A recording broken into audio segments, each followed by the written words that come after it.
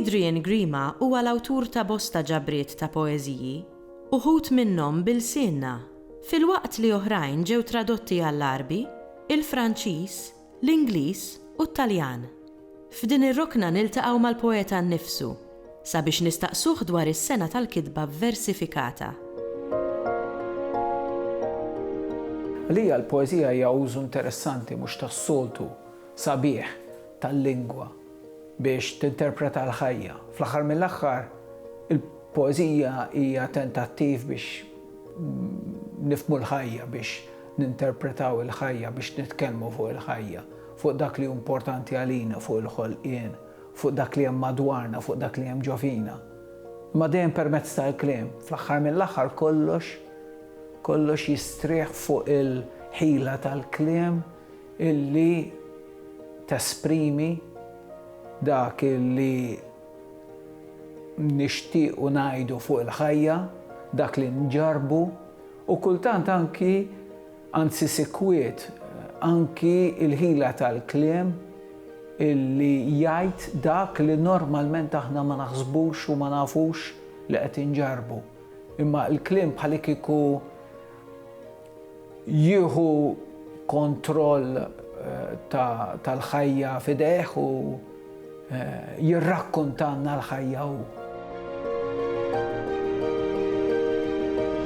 Meta l-kompożitur Dominic Gallia avviċinani biex nikteb dwar il-7 Ġunju, jiena kont diġà interessajt ruħi ħafna fis-7 Ġunju matul is-snin, però peress li kont naf li se nikteb sensiela ċiklu ta' poeżiji fuq is-7 Ġunju, ħassejt ħtieġa li narġa' naqra kemm nista dwar dan l-avveniment. U fil-fatt rajt xogħlijiet illi qabel laqas kont naf bihom, pereżempju r-rakkont personali ta' José Orlando dwar dawk il-ġranet speċi ta' tqanqil li kienu f'Malta, u speċjalment il-Belt.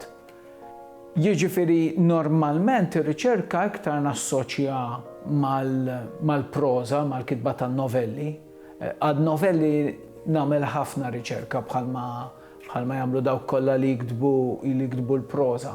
Imma f'ċerti każijiet anke għall-poeżija inħoss il-ħtieġa li nagħmel riċerka isni ħanikteb studju speċi għaliex minn dik ir-riċerka ħafna drabi mhux biss nieħu informazzjoni, ma nieħu anke perspettivi, nieħu anke xbijat, ġieli anke metafori illi jistgħu jkunu utli meta niġi biex nikteb, pereżempju l-poeżiji li ktibt f'dawn l-aħħar snin fuq is-7 Ġunju u fuq il-Kostituzzjoni l-ġdida tal-1921 meta effettivament Malta kisbet id-dritt li jkollha l-ewwel gvern tagħha.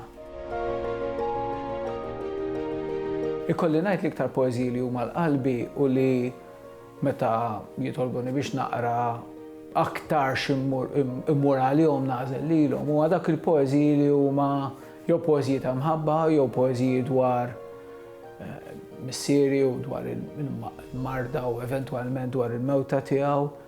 Inħosshom iktar personali, inħosshom iktar speċjali u naħseb li kieku kelli nażel lilhom iktar milli dawk il-poeżiji li huma ħanajtek poeżiji soċjalment u politikament impenjati. Min-naħa l-oħra hemm okkażjonijiet oħrajn jew hemm mumenti oħrajn meta l-poeżiji ma nafx dwar il-bini bla rażan, dwar ir-reba, dwar il-korruzzjoni, dwar problemi soċjali, dwar il-mod kif jiġu trattati l-immigranti jew il-barranin. Dawn għalihom huma importanti ħafna wkoll bħala temi għax ngħixhom u ħafna drabi ma nirrakkunthomx minn perspettiva politika, ma nirrakkunthom minn perspettiva umana, almenu hekk naħseb, speċi nipprova nirrakkunthom mill-perspettiva ta' min qed jgħix, tal-persuna li qed tgħix dik l-esperjenza. Fl-2019, Dominic Gallia talabni biex nikteb ċiklu ta' poeziji li jfakru il-100 sena mill-ġrajiet imdemmija ta' 7 Ġunju. U mbagħad sentej wara talabni biex nikteb ċiklu ieħor marbut mal-ewwel Gvern Malti minħabba l-kxif tal-monument ta' Joseph Howard ir-Rabat. U ħassejt il-ħtieġa li dan it-tieni ċiklu jkun tkomplija tal-ewwel wieħed dwar is-7 Ġunju, anke għaliex storikament kien hemm rabta bejn daw iż-żewġ ġrajiet, għalkemm ir-rabta mhix waħda ħanajtek ovvja, mhix sempliċement kontinwazzjoni, ma hemm rabta storika bejniethom, allura skizzi għas-7 Ġunju u skizzi għal ibni. U għaliex skizzi għal ibni għax ħassejt li biex illum fis-seklu 20 dan iċ-ċiklu jagħmel sens għalija, irrid nitkellem ma' żgħażagħ tal-lum. U fl-2021, 100 sena wara dak l-ewwel Gvern Malti, tifel tiegħi iż-żgħir għala 21 sena. Aħna l-meħlusin. Qed li int iben il-21 u din art id-dawl u l-meħlusin. Qed li ma tridx irġejjen u rejjiet għax din l-art mhix fowdu tal-alla tiż-żar u aħna maħadniex dut u dubbien. Qed li l-pedestalli jagħmluhom għall-qaddisin u t-torrijiet għall-merfuwajn u l-maqbudin. Qed li m'hawnx post tal-oligarki u l-patriarki u x-xemx trid tanni għat-tramuntana u għan-nofsinhar.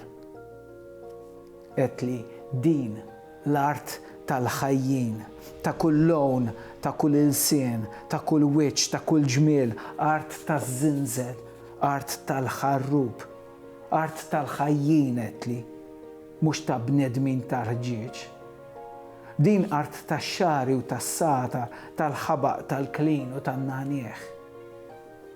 Niftehmu ħdejn il-ħwawar qed li, telgħin mill-art bħal fwar ta' ġubijiet.